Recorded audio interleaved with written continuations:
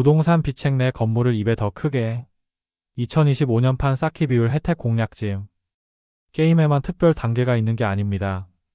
여러분, 게임할 때 도구 하나 잘 쓰면 등장인물이 갑자기 거인으로 변하거나 공격력이 폭발하죠. 부동산 세계에도 그런 비책이 있습니다. 바로 용적률 추가 혜택입니다.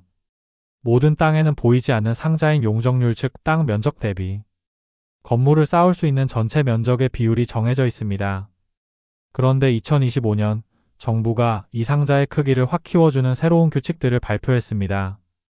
똑같은 땅인데 누구는 3층밖에 못 짓고 누구는 6층까지 올려서 건물 가치를 2배로 만듭니다.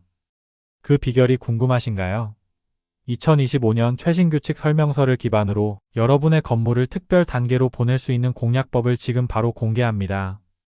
먼저 개념 정리를 해보겠습니다. 용적률 상자 어떻게 늘리는 건데? 자, 복습부터 할게요. 용적률은 내 땅에 쌓아 올릴 수 있는 과자 상자의 총 높이라고 생각하면 됩니다. 보통 서울의 제2종 일반 주거 지역은 200%가 한계입니다.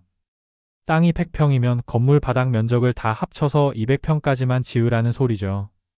그런데 여기서 추가 혜택이라는 마법이 들어갑니다. 정부가 말하는 거예요. 야, 너 우리 동네에 도움되는 거 하나만 해줄래? 그럼 상자 크기 좀 늘려줄게. 이게 바로 추가 혜택입니다.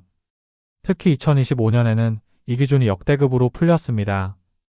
2025년 최신 규칙 1 사업가치 보충 숫자라는 강력한 강화 혜택. 가장 먼저 알아야 할 2025년의 핵심 변화는 사업성 보정계수입니다. 이름이 어렵죠? 쉽게 말해 지역별 난이도 조절 체계입니다. 그동안은 땅값이 비싼 동네나 싼 동네나 똑같은 규칙을 적용받았습니다. 그런데 땅값이 낮은 동네는 집을 지어도 이익이 적어서 아무도 건물을 안 지으려고 했죠. 그래서 서울시가 2025년부터 이 보충 숫자를 최대 2.0까지 적용해 주기로 했습니다. 비유하자면 이런 거예요. 레벨업하기 힘든 사냥터에서 경험치를 2배로 주는 행사가 열린 겁니다. 예를 들어 예전에는 혜택으로 용적률을 20%만 더 받을 수 있었다면 이제는 보충 숫자 2.0을 곱해서 40%를 더 받을 수 있게 된 거죠. 이렇게 되면 집을 팔 때 건물 연건평이 늘어나서 수익성이 엄청나게 올라갑니다. 2025년 최신 규칙 2 친환경 에너지와 똑똑한 건물. 두 번째 비책은 에너지 자립 건물지 입입과 지능형 건축물입니다. 요즘 기후 위기가 심각하죠. 그래서 2025년부터는 에너지를 아끼는 건물을 지으면 상자를 더 키워줍니다. 에너지 자립 5등급 인증 건물에서 쓰는 에너지를 스스로 만들어내거나 아끼는 설비를 갖추면 용적률을 약 11%에서 최대 15%까지 더 줍니다.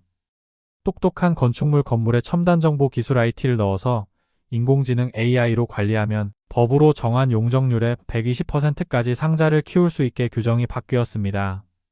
즉, 태양광판을 달고 똑똑한 관리 체계를 넣는 게 단순히 착한 일이 아니라 건물을 더 높이 쌓아 돈을 버는 투자 방책이 된 겁니다. 마포구 낡은 3층 건물의 6층 변신 기획 작업. 자, 이제 사례를 들어볼게요. 마포구의 땅 면적 182약 54평을 가진 박 사장님이 있다고 가정해봅시다. 용도 제2종 일반 주거지역, 기존 용적률 200% 제한. 현재 건물 1991년에 지은 낡은 3층 상가주택.